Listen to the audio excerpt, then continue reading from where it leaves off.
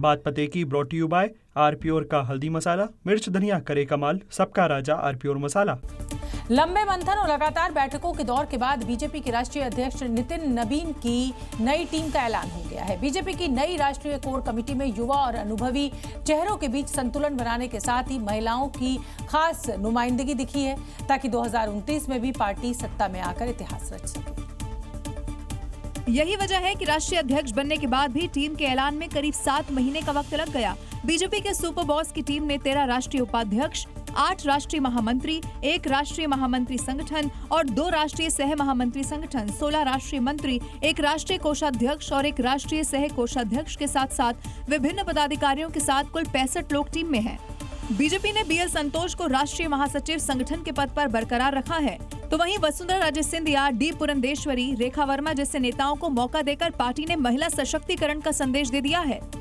13 राष्ट्रीय उपाध्यक्षों में से 6 महिला हैं। इस तरह ये आंकड़ा 33% से भी कहीं ज्यादा और करीब 50% का है। हाशिए पर चल रहे राम माधव और स्मृति ईरानी के अनुभव को देखते हुए उन्हें फिर से टीम में जगह दी गई है। नितिन नवीन की टीम में 2 मुस्लिम नेताओं को जगह दी गई है, तो वहीं चुनावी राज्यों से भी बड़े चेहरों को जोड़ा गया है। बीजेपी की नई राष्ट्रीय कोर कमेटी में जिस तरह क्षेत्रीय संतुलन और जातीय समीकरण का ध्यान रखा गया है, उसके पीछे सिर्फ 2029 का लोकसभा चुनाव ही नहीं है। 2027 में उत्तर प्रदेश समेत कई राज्यों में चुनाव होने वाले हैं। विधानसभा के चुनाव है ये, जो उनकी पहली परीक्षा होगी।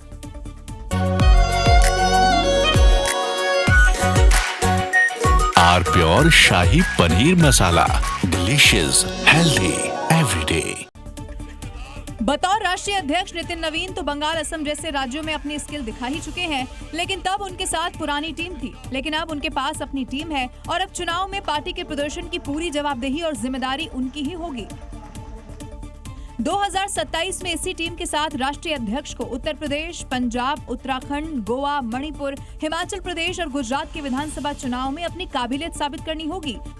उसमें भी सबसे बड़ी चुनौती होगी यूपी चुनाव की, जहां योगी जैसे मुख्यमंत्री होने के बावजूद बीते चुनाव में बीजेपी जीती जरूर, लेकिन प्रदर्शन कमजोर रहा। तब बीजेपी 33 सीट और सहयोगी भी 3 सीट ही जीत पाए और 2019 के मुकाबले एनडीए को 29 सीटों का नुकसान हुआ। उसी तरह विधानसभा चुनाव में भी 2017 के 315 सीटों की जगह 2022 में पार्टी को 255 सीटें आई थी। अब उत्तर प्रदेश में पंकज चौधरी के पास भी अपनी बड़ी टीम है और नितिन नवीन की टीम में भी यूपी के कई चेहरे हैं। देखते हैं कि ये तिकड़ी उत्तर प्रदेश में क्या कमाल करती है। उत्तर प्रदेश में जीत की हैट्रिक लगाने के लिए बीजेपी कोई कोर कसर नहीं छोड़ना चाहती और इसीलिए विपक्ष के लिए ऐसा चक्रव्यूह तैयार किए जाने की कोशिश बीजेपी के द्वारा की जा रही है, ताकि वो उसमें उलझ सके। 2027 में जीत के लिए बीजेपी एक खास चतुर्भुज प्लान पर काम कर रही है। इस प्लान के तहत बीजेपी ने सहयोगी दलों की मदद से अपने लिए एक ऐसा कवच तैयार किया है जिसको भेदना विपक्ष के लिए टेढ़ी खीर होगा। 27 में फतेह के लिए तैयार इस चतुर्भुज प्लान को बीजेपी गेम चेंजर मान रही है। बीजेपी ने सहयोगी पार्टियों को आगे किया ताकि समाजवादी पार्टी बीजेपी से सीधे टक्कर लेने की जगह उसमें ही उलझी रहे। बीजेपी ने आरएलडी को पश्चिमी उत्तर प्रदेश की उन सीटों पर सपा को घेरने का टास्क दिया है जहाँ पर सपा और आरएलडी ने 2022 में मिलकर चुनाव लड़ा था। निषाद पार्टी और राजभर की एसबी-एसपी को सपा के पीडीए फॉर्मूले पर घेरने के लिए लगाया गया है। वहीं अपना दल एस को ओबीसी फैक्टर पर सपा से मोर्चा लेने के लिए काम पर लगाया गया है। सोनभद्र, मिर्जापुर, बांदा जैसे जिलों के मुद्दे पर अपना दल एस सपा पर जुबानी अटैक कर रही है। पहले सरकार ही लूट मचाती थी, तो कहां से परिवर्तन हो जाता है। 27 के रण में विपक्ष के खिलाफ बीजेपी बड़ा दांव चल चुकी है। इस समय की बड़ी खबर आपको बता दें, मुख्यमंत्री योगी आदित्यनाथ ने माफिया को चेतावनी दी है। युवाओं की जिंदगी से खिलवाड़ नहीं होने देंगे, माफिया पर होगी सख्त कार्रवाई, माफिया की सारी संपत्ति जब्त करेंगे।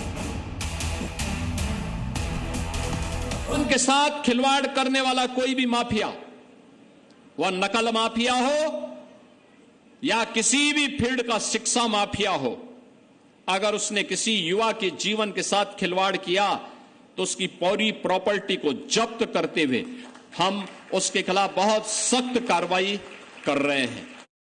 प्रधानमंत्री नरेंद्र मोदी के दिमागी नक्सल वाले बयान को लेकर अब सियासत खड़ी हो गई है, क्योंकि अब विपक्षी दलों में खुद को दिमागी नक्सल बताकर बीजेपी को जवाब देने की कोशिश हो रही है। कांग्रेस के वरिष्ठ नेता पी चिदम्बरम के खुद को दिमागी नक्सली बताने वाले ट्वीट पर जो है वो अब सियासत हो रही है। पी चिदम्बरम के बयान पर बीजेपी हमलावर नजर आ रही है और पी चिदम्बरम के बहाने कांग्रेस की घेराबंदी करने की कोशिश भी लगातार बीजेपी कर रही है। बीजेपी का कहना है कि नागपंचमी आते आते अब नक्सली दिमागी जमात का जहर भी बाहर आने लगा है कि माननीय प्रधानमंत्री जी ने स्वतंत्रता दिवस पे बोला था और आज नागपंचमी आते आते ये जितना दिमागों में जहर था वो सब पूरे दिमाग से उजागर होकर उन्होंने खुद स्वीकार कर लिया कि हम क्या हैं। असम के सीएम हेमंता तो 2 कदम आगे बढ़े और चिदम्बरम को दिमागी नक्सल नहीं बल्कि पूरा नक्सली बता दिया। मेरा लगता है चिदम्बरम दिमागी नक्सल नहीं है, उससे भी ऊपर वाला नक्सल है, वो खुद ही नक्सल है। देश में एनार्की लाने वाला वो भी एक पूरा प्योर नक्सल है। उधर अर्बन नक्सली वाले घमासान में जम्मू कश्मीर की पूर्व सीएम महबूबा मुफ्ती के बाद दिल्ली के पूर्व सीएम केजरीवाल भी कूद पड़े हैं। मैं अरविंद केजरीवाल आपके हिसाब से दिमागी नक्सली हूँ, क्योंकि मैं देशभक्त हूँ और मुझे इस बात का गर्व है। यानी ये घमासान फिलहाल थमने वाला नहीं है। स्वतंत्रता दिवस के मौके पर कांग्रेस मुख्यालय में हुए वंदे मातरम के पूर्ण गायन को लेकर सियासी घमासान छिड़ा हुआ है। बीजेपी ने कांग्रेस पर राष्ट्रगीत के अपमान का आरोप लगाया है, तो कांग्रेस भी अपनी बात कह रही है। और इसी बीच कांग्रेस सांसद इमरान मसूद ने भी एक बयान दे दिया है, सुनिए वो क्या कह रहे हैं। स्वतंत्रता दिवस पर कांग्रेस मुख्यालय में सोनिया गांधी के इशारे से शुरू हुए विवाद में इमरान मसूद ने आग में घी डालने का काम कर दिया है। भैया मैं तो वंदे मातरम पढ़ने से रहा, खड़ा हो जाऊंगा। कोई कहे कि मैं पूजा कर लूं, अपने इबादत के तरीके को बदलूं, तो नहीं बदलूंगा। आपको जो करना है कर लीजिए। अब इमरान मसूद के बयान पर बीजेपी ने भी कांग्रेस पर दोहरा रवैया अपनाने का आरोप लगाया। ये वंदे मातरम पे पूरी तरह एक्सपोज हो गई है कांग्रेस। वंदे मातरम विरोधी है कांग्रेस। वंदे मातरम जब कानून बन गया और सबको पार्लियामेंट में मालूम है कि इसको गाना पड़ेगा, कहीं पर कोई विरोध नहीं हुआ। विरोध कहीं हुआ तो कांग्रेस के जरिए हुआ। यानी बीजेपी और कांग्रेस एक दूसरे पर हमलावर हैं और सवाल बरकरार है कि वंदे मातरम पर सियासत कहां जाकर थमेगी। इस समय की बड़ी खबर आपको बता दें, टीएमसी नेता कीर्ति आजाद ने बयान दिया है, लोगों पर अंडे फेंके जा रहे हैं। मिड डे मील में अंडे मिल नहीं रहे हैं, सेल्फ डिफेंस के लिए रखूंगा पिस्टल, मैं किसी से डरने वाला नहीं हूँ। ये टीएमसी के नेता का बयान है, लोगों पर अंडे फेंके जा रहे हैं। कीर्ति आजाद ने ये बयान दिया है। में डीम देने के लिए बंद कर दिया, लेकिन लोग को डीम मार रहा है। डीम खाने के लिए कि मारने के लिए? हम भी अपने सुरक्षा के लिए, हम भी अपना पिस्तौल का लाइसेंस ले रहा है। हमको अपना सेल्फ डिफेंस करने का अधिकार है और हम कोई डरने वरने वाला आदमी नहीं। हम इंडिया के लिए क्रिकेट खेला है, भारत माँ की आन बान शान मान मर्यादा के लिए क्रिकेट खेला है। अगली खबर झारखंड से, जहां 24 दिनों से जेपीएससी और जेएसएससी परीक्षाओं में धांधली के खिलाफ छात्रों का आक्रोश जारी है। जहां एक ओर छात्र परीक्षा रद्द और सीबीआई जांच की मांग पर अड़े हैं, तो दूसरी ओर सरकार लगातार छात्रों से संवाद कर रही है। आज एक बार फिर सरकार ने छात्रों को बुलाया और इसका नतीजा आंदोलन के आगे की रणनीति को तय करेगा कि क्या आंदोलन जारी रहेगा या फिर सोरेन सरकार छात्रों की बात मान लेगी। छात्रों को तो पूरा भरोसा है कि बातचीत का यह दौर निर्णायक होगा और उनके सभी मांगों का समाधान होगा। सरकार से हमें बहुत उम्मीद है कि सरकार हमारे मांगों को जेन्युइन मांगे और मानेगी। सभी के दर्द को माननीय मुख्यमंत्री जी समझ रहे हैं और मुझे लगता है इस वार्ता में और अच्छे से समझ करके सॉल्यूशन करेंगे। आपको बता दें कि छात्रों ने सरकार को 18 अगस्त तक अल्टीमेटम देते हुए जेपीएससी और जेएसएससी परीक्षा के साथ टीडीपीएल से जुड़ी हुई सभी परीक्षा रद्द करने की मांग की है। इसके साथ ही सभी मामलों में सीबीआई जांच की मांग है, नहीं तो 20 अगस्त को सीएम आवास घेराव की चेतावनी दी है। ऐसे में देखना है कि आज हो रही छात्र और सरकार की कमेटी के बीच बातचीत से क्या नतीजा निकलने वाला है। क्या छात्रों की मांग का समाधान होगा या फिर आने वाले दिनों में और घमासान बढ़ेगा। उत्तर प्रदेश के गोरखपुर में मुख्यमंत्री योगी आदित्यनाथ आज कुश्ती प्रतियोगिता देखने पहुंचे और इसी के साथ मुख्यमंत्री योगी ने खिलाड़ियों के लिए एक बड़ी घोषणा भी की। नशा माफियाओं के लिए भी मुख्यमंत्री योगी आदित्यनाथ ने कुछ कहा है, वो सुन लेते हैं। गोरखपुर में अखाड़ा सजा था, पहलवान दांव पेच दिखा रहे थे और इसी मंच से सीएम योगी ने खिलाड़ियों के लिए बड़ा ऐलान कर दिया। बहुत सीख यानी मान के चलिए कि अगले 1 महीने के अंदर फिर से 500 यूपी के नौजवानों को, खेल में मेडल प्राप्त करने वालों को हम फिर से यूपी पुलिस में और यूपी के अलग अलग विभागों में नौकरी देने जा रहे हैं। इसके बाद मुख्यमंत्री योगी ने युवाओं को नशे के खिलाफ सख्त संदेश दिया। और याद रखना, खेल और खेलकूद की गतिविधियों से जितना हमारा युवा जुड़ेगा उतना ही नशा से दूर रहेगा। बता दें कि यूपी में नशे के खिलाफ लगातार कार्रवाई जारी है। एंटी नारकोटिक्स टास्क फोर्स और यूपी पुलिस ने 1 मार्च से शुरू किए गए ऑपरेशन दहन के तहत अब तक सैकड़ों करोड़ रुपए के मादक पदार्थों को नष्ट किया। मई के आखिर तक राज्य स्तर पर 63.9 टन से ज्यादा ड्रग्स नष्ट की जा चुकी थी और 51,529 किलोग्राम की प्रक्रिया जारी थी। यानी यूपी के युवा को नशे से दूर रखना भी सीएम योगी की जीरो टॉलरेंस नीति का हिस्सा है। मध्य प्रदेश के मुख्यमंत्री मोहन यादव का बाहुबली वाला अवतार आज देखने को मिला। इंदौर के कार्यक्रम के दौरान मुख्यमंत्री ने एक विशाल शिवलिंग अपने कंधे पर उठा लिया, जिसे देखकर लोगों में जबरदस्त उत्साह देखने को मिला। मुख्यमंत्री माननीय मोहन यादव जी हमारे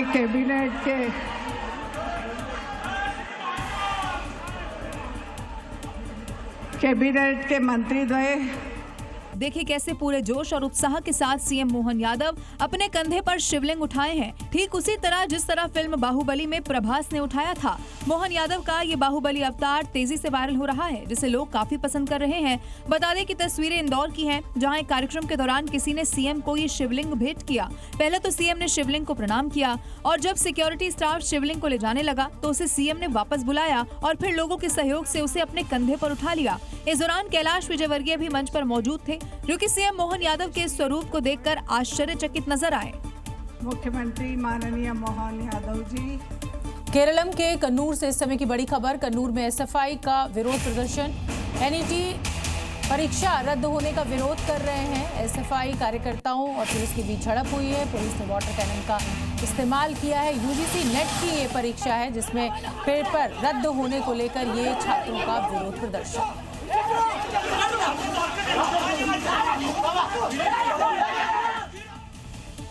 यूजीसी नेट के प्रश्न पत्रों में गलतियां पकड़े जाने के बाद एनटीए एक बार फिर सवालों के घेरे में है। मामला सामने आने के बाद आनंद फानन में इंग्लिश, सोशियोलॉजी और कॉमर्स के पेपर्स दोबारा कराने का नोटिफिकेशन भी जारी कर दिया गया, जिससे एग्जाम दे चुके छात्र बेहद गुस्से में हैं। क्योंकि उनके सालों की मेहनत पर एनटीए की बेतुकी गलतियों की वजह से पानी फिर गया। एनटीए ने तो तीनों पेपर में मिली गड़बड़ियों के बाद नोटिफिकेशन जारी कर दिया है, जिसके मुताबिक अब तीनों पेपर की परीक्षा 9 और 10 सितंबर को दोबारा से होगी। पेपर्स में गलतियां भी ऐसी हुई है कि ऐसा प्राइमरी स्कूल में भी शायद ही होता हो। अब जैसे सोशियोलॉजी के पेपर में बड़े समाजशास्त्री के नाम में ही गलती छिपी है। लिंग और व्याकरण तो छोड़ ही दें, इंग्लिश में तो बीते 2 सालों से 67 सवाल रिपीट कर दिए गए हैं और कॉमर्स के पेपर में तो सवाल ही रिपीट मिले हैं। जब एग्जाम हुआ था तो हमने देखा कि पेपर में 150 में से 67 क्वेश्चंस जो थे वो रिपीट हुए, तो वो काफी क्वेश्चनेबल है अपने आप में। बहुत कन्वीनियंटली इन लोगों ने इंग्लिश और कॉमर्स को ट्रैक किया और उसके ऊपर ये कह दिया टाइपोग्राफिकल एरर्स थे, फैक्चुअल एरर्स थे, रिसर्चर के नाम गलत थे, कुछ एरर्स की वजह से हम लोग री एग्जाम करा रहे हैं। गुस्साए छात्र दोबारा एग्जाम तो दे देंगे, लेकिन एनटीए तो एक बार फिर फेल ही साबित हुआ। इस समय की बड़ी खबर आपको बता दें, शिक्षा मंत्री की उच्च स्तरीय बैठक हुई है। यूजीसी नेट पेपर लीक होने के बाद, रद्द होने के बाद, माफ कीजिए, ये बैठक हुई है। प्रहलाद जोशी ने एनटीए के डीजी के साथ ये बैठक की है। शिक्षा मंत्रालय के अधिकारी भी यहाँ पर मौजूद रहे हैं। एनटीए के उठाए गए कदमों की जानकारी प्रहलाद जोशी ने लिए। एनटीए से हटाए 50 से ज्यादा लोग, ये डीजी ने जानकारी दी है। निजी क्षेत्र से एक्सपर्ट्स लाए जा रहे हैं। परीक्षा प्रोटोकॉल का पालन हो, ये मंत्री ने निर्देश दिए। बिहार से लेकर मध्य प्रदेश तक भगदड़ की घटनाएं सामने आई हैं, जहां सावन के तीसरे सोमवार के दिन श्रद्धालुओं में भगदड़ मच गई। दोनों जगह केवल एक अफवाह के चलते अफरा तफरी फैली। बिहार में करीब 8 श्रद्धालुओं की मौत हो गई और मध्य प्रदेश में भी कई लोग घायल हो गए। कहीं तार गिरने से अफवाह फैल गई तो चीख पुकार मच गई और कहीं करंट फैलने की अफवाह से भगदड़ मच गई। बिहार के लखीसराय में अशोकधाम मंदिर के बाहर अफवाह के बाद भगदड़ मच गई। यहां अफवाह फैली कि लोगों के ऊपर बिजली की चालू लाइन का तार गिर गया है।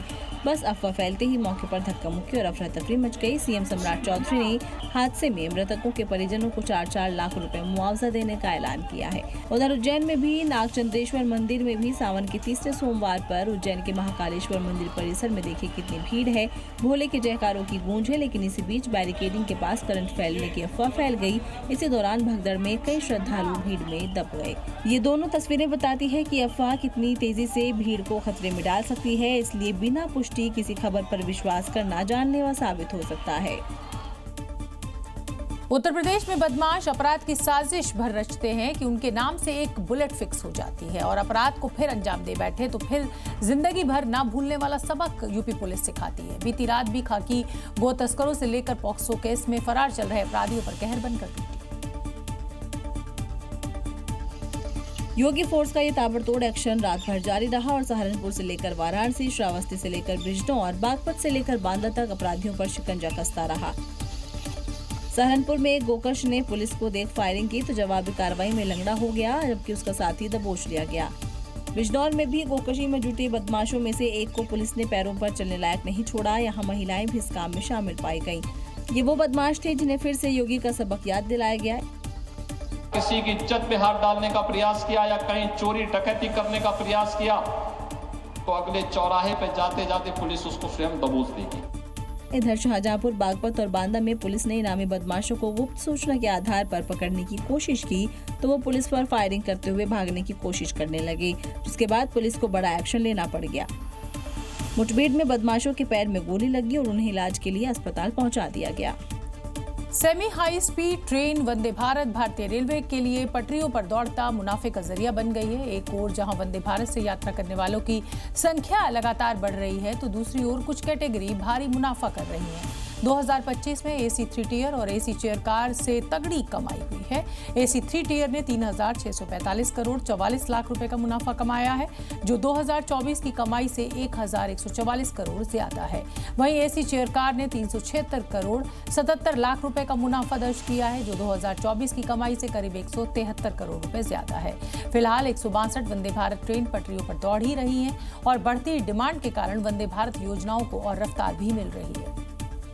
अगली खबर का रुख करेंगे। महाराष्ट्र में एक सड़क के रुके हुए काम को लेकर ऐसा बयान सामने आया जिसने सियासी गलियारों में हलचल पैदा कर दी। बीजेपी के पूर्व सांसद सुजय विखे पाटिल ने हाईवे के निर्माण में देरी के लिए अमेरिकी राष्ट्रपति डोनाल्ड ट्रंप की नीतियों को जिम्मेदार ठहरा दिया है। क्योंकि जब सड़क का काम रुका तो सवाल उठा कि आखिर काम में देरी क्यों, तो इसके लिए सुजय विखे पाटिल से सीधे ट्रंप को जिम्मेदार ठहराया। त्यामुळे क्रूड ऑइल उपलब्ध कमी झाल्यामुळे डांबर उपलब्धता कमी झाली, तर हे फार मोठं लिंक आहे। पण आता हे कोणाला समजून सांगणार, म्हणून एकच माणूस कारणीभूत आहे। सुजय विखे ने कहा कि ट्रंप का कोई भरोसा नहीं। जो माणूस रात्री एक बोलतो, सकाळी एक बोलतो, परत दुसऱ्या दिवशी एक बोलतो, कधी म्हणतो युद्ध समाप्त झालं, लगेच दुसऱ्या दिवशी मिसाइल टाकून देतो। म्हणजे दरअसल महाराष्ट्र के अहिल्यानगर में अहमदनगर मनमाड हाईवे के रुके हुए काम को लेकर बीजेपी के पूर्व सांसद सुजय विखे पाटिल ने बयान दिया है, जिसके बाद अब पक्ष विपक्ष में विवाद शुरू हो गया कि काम में देरी का जिम्मेदार आखिर किसे माना जाए। इस समय की एक और बड़ी खबर आपको बता दें, उत्तर प्रदेश एटीएस ने बड़ी कार्रवाई की है। जैश ए मोहम्मद के आतंकी को गिरफ्तार किया गया है। 24 साल का मोहम्मद जफर गिरफ्तार हुआ है। चंदा इकट्ठा कर पाकिस्तान भेजने का आरोप है मोहम्मद जफर पर। मसूद अजहर के भाषणों से ये प्रभावित था, अब इसको गिरफ्तार कर लिया गया है। 24 साल की उम्र है। इस समय की बड़ी खबर आपको बता दें, दाऊद का करीबी अख्तर मर्चेंट गिरफ्तार हो गया है। दिल्ली एयरपोर्ट से ये गिरफ्तारी हुई है। हथियारों और ड्रग्स तस्करी का आरोपी है। रेड कॉर्नर नोटिस भी जारी था। कल मौकों का कोर्ट में पेशी होगी। दाऊद का करीबी अख्तर मर्चेंट गिरफ्तार कर लिया गया है। दिल्ली एयरपोर्ट से इसकी गिरफ्तारी की। उत्तर प्रदेश में सरकार माफिया, अपराधी और उनके अवैध साम्राज्य को लेकर सख्त है। पहले अतीक अहमद की कब्जाई जमीन पर गरीबों के लिए आशियाना बना और अब युवा नीति के लिए प्रयागराज में माफिया विजय मिश्रा के अवैध साम्राज्य को ध्वस्त कर दिया गया। यहाँ शिक्षा की अलग जगाने की तैयारियों में जुटी है सरकार। यही वो सरकारी नजूल की जमीन है जिसे माफिया विजय मिश्रा ने अपनी दबंगई और रसूख के बल पर कब्जा कर लिया था। लेकिन 2020 में योगी सरकार ने अवैध निर्माण को ध्वस्त कर दिया था और करीब 450 वर्ग मीटर जमीन पर बहुमंजिला लाइब्रेरी बनाई जाएगी, जहां पर एक साथ करीब 2000 प्रतियोगी छात्र विभिन्न परीक्षाओं की तैयारी कर सकेंगे। जैसे ही राजस्व विभाग से ग्रीन सिग्नल मिलेगा, अभ्युदय लाइब्रेरी का काम शुरू हो जाएगा। बता दें कि सीएम योगी एक ऐसी ही युवा नीति लाने वाले हैं जिसमें युवाओं की क्षमता को नई धार मिलेगी। यूथ पॉलिसी के माध्यम से प्रदेश के युवा को एक इंटीग्रेटेड अप्रोच के साथ उनके स्किल, इनोवेशन, एम्प्लॉयमेंट को और अधिक मजबूती प्रदान करने में हमें सफलता प्राप्त होगी। सीएम योगी इस नीति के साथ एक साथ 2 लक्ष्य साध रहे हैं। एक तो माफिया और उनके साम्राज्य का अंत कर रहे हैं और दूसरा युवाओं की उड़ान को नए पंख लगा रहे हैं। और अब बात उत्तर प्रदेश के अंबेडकर नगर की, जहां आईपीएस अधिकारी आशुतोष मिश्रा की मां की संदिग्ध परिस्थितियों में मौत हो गई। एक ओर जहां घटना से इलाके में हड़कंप मचा हुआ है, तो दूसरी ओर पुलिस मौत की मिस्ट्री को सुलझाने में जुटी है, जो हत्या और हार्ट अटैक एंगल में उलझी हुई है। क्योंकि पहले तो लोगों ने पुलिस को आईपीएस आशुतोष मिश्रा की मां के हार्ट अटैक की मौत की सूचना दी, लेकिन आशुतोष मिश्रा ने हत्या की आशंका जताई। आशुतोष मिश्रा के मुताबिक उनकी मां की हत्या हुई है और शरीर से गहने भी गायब हुए हैं और लूट और हत्या का केस दर्ज कराया। जिसके बाद मौके पर पुलिस पहुंची और पोस्टमार्टम कराया तो कुछ और ही सामने आया। घटना स्थल का निरीक्षण कर पंचायतनामा की कार्रवाई की गई, जिससे शरीर पर कोई भी जाहिरा चोट के निशान या फाइट मार्क्स नहीं दिखे। शव को पीएम के लिए भेज दिया गया। पुलिस ने विसरा रिपोर्ट सुरक्षित कर लिया है, साथ ही हार्ट अटैक वाले एंगल की भी जांच कर रही है। पुलिस फिलहाल ये पता लगाने में जुटी है कि मौत स्वाभाविक थी या हत्या हुई थी। और देखिए, इसी बड़े केस में हम आपको अपडेट दे दें। आईपीएस आशुतोष मिश्रा की मां का जो मौत का केस है, हार्ट अटैक से ये मृत्यु हुई थी। पोस्टमार्टम रिपोर्ट में अब खुलासा हुआ है, हत्या या लूट की कोई पुष्टि नहीं हुई है। पोस्टमार्टम रिपोर्ट में ये साफ हो गया है कि हार्ट अटैक के चलते आशुतोष की माताजी की मृत्यु हुई। मध्य प्रदेश के सागर में इंस्टाग्राम पर अवैध हथियार के साथ डाली गई फोटोज ने भ्रष्टाचार की भी पोल खोल दी, क्योंकि पुलिस ने अवैध हथियार की तलाश में जहां छापा मारा, वहां से पीडब्ल्यूडी विभाग के इंजीनियर का अवैध खजाना मिला। ये कामयाबी तब मिली जब गोपालगंज में सोशल मीडिया पर एक युवक की पिस्तौल के साथ फोटो वायरल हो गई, जिसको जब्त करने के लिए पुलिस ने ऑटो ड्राइवर के घर की तलाशी ली। तो ऑटो ड्राइवर सौरभ अहिरवार के घर पर एक बंद अलमारी मिली। जब इस अलमारी को घर वालों की मौजूदगी में पुलिस ने खोला तो वहां से 3 करोड़ कैश रुपए बरामद हुए। पूछताछ में ऑटो ड्राइवर ने बताया कि ये पैसे उनके रिश्तेदार रमेश अहिरवार का है। इनका ये जो पैसा जो रखा हुआ है, जो अलमारी है, ये इनके एक रिश्तेदार है जिन्होंने इनका नाम रमेश अहिरवार बताया। उनके द्वारा यहाँ पे करीब 8-9 महीने पहले रखा गया। जिस रमेश अहिरवार का पैसा बताया जा रहा है वो पीडब्ल्यूडी विभाग में इंजीनियर है। सवाल है कि इतनी बड़ी रकम घर में छिपाकर इंजीनियर ने क्यों रखी? क्या भ्रष्टाचार का पैसा इंजीनियर ने रिश्तेदारों के घर पर प्लांट किया? जिसकी पोल तब खुली जब एक ऑटो ड्राइवर के पिस्तौल वाली पिक्चर के सहारे सागर पुलिस सौरभ अहिरवार के घर पर छापा मारने पहुंची, जहां से 3 करोड़ रुपए कैश मिला। ऐसे में जब इंजीनियर रमेश अहिरवार की मुश्किलें बढ़ने वाली हैं, क्योंकि राजस्व और आयकर विभाग की टीम नकदी और उससे जुड़े दस्तावेजों की जांच कर रही है। उत्तर प्रदेश से लेकर राजस्थान तक कई शहरों से लेकर गांवों तक तेंदुओं की दहशत फैली हुई है। लोग दिन में भी बाहर निकलने से डर रहे हैं। ऐसे में वन विभाग ने पिंजरे लगाकर कई जगह तेंदुओं को पकड़ा है। मुरादाबाद में तो वन विभाग की टीम 2 हफ्ते में 5 तेंदुओं को रेस्क्यू कर चुकी है। शहर अलग अलग, लेकिन दहशत की वजह एक आदमखोर शिकारी जो अब वन विभाग के शिकंजे में आ चुके हैं, जिसके बाद से लोगों ने राहत की सांस ली है। मुरादाबाद में वन विभाग ने आदमखोर तेंदुए की दहशत को खत्म करते हुए 5वें तेंदुए का भी रेस्क्यू कर लिया है। 2 हफ्ते के अंदर वन विभाग मुरादाबाद में 5 तेंदुए को पकड़ चुका है। हालांकि अभी भी इलाके में डर का माहौल बना हुआ है। उधर बिजनौर में भी रिहायशी इलाकों के लिए खतरा बने एक तेंदुए को वन विभाग ने पिंजरा लगाकर पकड़ लिया। कई गांवों में तेंदुआ दिखने के बाद पिंजरे लगाए गए हैं ताकि लोगों को इन शिकारियों के हमले से बचाया जा सके। यूपी के अलावा राजस्थान के सवाई माधोपुर में भी 1 हफ्ते से चल रही पेंथर वाली दहशत को वन विभाग ने खत्म किया। मलारना डूंगर इलाके में लगाए गए पिंजरे में पेंथर कैद हो गया। रिहायशी इलाकों में लगातार इसकी मूवमेंट देखी जा रही थी। महाराष्ट्र के अमरावती से एक ऐसा मामला सामने आया है जहां हॉस्टल में भूत का साया होने की अफवाह फैल गई और उसके बाद छात्राएं हॉस्टल छोड़कर घर वापस लौट गई। लेकिन जब काउंसलिंग की गई तो मेडिकल जांच ने इस पूरे दावे की तस्वीर ही बदल दी। क्योंकि हॉस्टल में कभी छात्राएं रोने लगती तो कभी डरना, अजीब व्यवहार करने लगती। इसी के चलते हॉस्टल में भूत होने की अफवाह फैल गई। अभी हम देख सकते हैं पूरा सन्नाटा छाया हुआ है स्कूल परिसर में। एक भी छात्रा अभी स्कूल परिसर में नहीं है, क्योंकि जो कंप्लेंट आई है, भूत बाधा की जो अफवाह सामने आई है, उसके बाद इस तरह का माहौल, एक अजब सा सन्नाटा ये पूरे इलाके में दिख रहा है। जी न्यूज ने छात्राओं से बात की तो भूत होने की बात कही कि भूत है बोले वहाँ पे इसलिए नहीं रुक रहे, भूत है बोले वहाँ पे इसलिए नहीं रुक रहे। लेकिन डॉक्टरों की जांच में अलग ही मामला सामने आया है। तो ऐसा कुछ भी नहीं था वहाँ पे। और ये सब पूरा इमोशनल डिस्ट्रेस था, ये पूरा हिस्टेरिकल मास हिस्टेरिया जिसको बोलते हैं, या डिसोसिएटिव कन्वर्जन डिसऑर्डर जिसको बोलते हैं वो। तो जो लोगों को हम लोगों ने काउंसलिंग किया वो उससे बिल्कुल प्रभावित नहीं हुए। कुल मिलाकर ऐसे मामलों को अंधविश्वास से जोड़ने की बजाय उसकी मेडिकल वजह समझना जरूरी है। बिहार में शराबबंदी के बावजूद भी शराब तस्कर तरह तरह के हथकंडे अपना रहे हैं। मोतिहारी में तो शराब की तस्करी के लिए एक अलग ही तरीका आजमाया गया। यहाँ शराब की सप्लाई के लिए तस्कर ने घोड़े को ही काम पर लगा दिया। थाने के बाहर ये वही घोड़ा है जिसके जरिए शराब की तस्करी की जा रही थी। हालांकि तस्करी का ये तरीका काम करता उससे पहले ही घोड़ा और शराब तस्कर दोनों को धर लिया गया। पुलिस ने इनके पास से करीब 200 बोतल विदेशी शराब जब्त की है। मामला मोतिहारी का है, जहां शराब तस्करी की सजा सिर्फ तस्कर ही नहीं बेकसूर घोड़ा भी भुगत रहा है। शराब जब्त करने के साथ साथ पुलिस घोड़े को भी जब्त कर थाने ले गई। फिलहाल पुलिस तस्कर से ये जानने में जुटी हुई है कि क्या इस घोड़े के जरिए उसने पहले भी शराब तस्करी को अंजाम दिया है। वहीं बरामद हुई इस शराब को कहां सप्लाई करने का इरादा था। ये पहला मौका नहीं है जब शराब तस्करों ने घोड़े को मोहरा बनाया हो। इससे पहले बेतिया में शराब तस्कर घोड़े में लदी शराब को छोड़कर फरार हो गए थे और पुलिस घोड़े को गिरफ्तार कर थाने ले आई थी। मीठा या नमकीन, चाहे जैसे खाओ, 100% सूजी से बनी आर प्योर वर्मिसेली, स्वादिष्ट सेहतमंद हर रोज।